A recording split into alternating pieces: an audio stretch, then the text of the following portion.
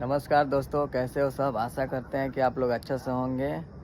Finally हम पहुंच चुके हैं उड़ीसा में और हमारे पीछे देख रहे हैं मेरा गाड़ी है, बल्कि मेरा गाड़ी नहीं है, हम चलाते हैं इस गाड़ी को। भाई लोग देखिए चारों तरफ, उस साइड में मंदिर है, इधर में तो पोखर है, आप लोग देख ही रहे हैं।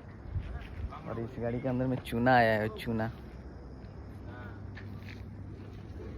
आइए दिखाते हैं आयरन मिट्टी का गाड़ी, कितना लाइन लगा हुआ है। ये देखिए साइड में सब दिखाई दे रहा है, लाइन से लगा हुआ है, एक एक करके दिखाई दे रहा होगा।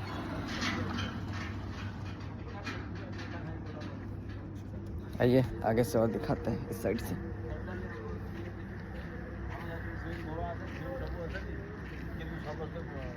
साइड से देखिए पूरा कितना गाड़ी है, लोहा का आयरन सोल्ड जिसको बोला जाता है, मिट्टी।